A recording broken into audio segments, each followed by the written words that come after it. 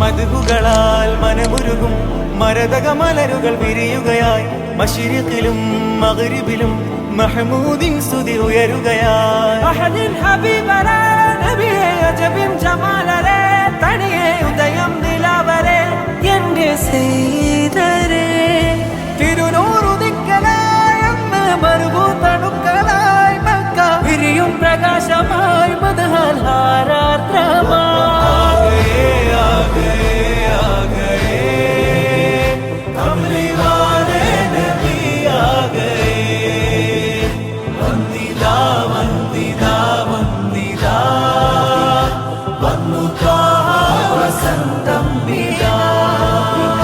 ലോകമാകെ പടക്കാൻ സബബാം നബി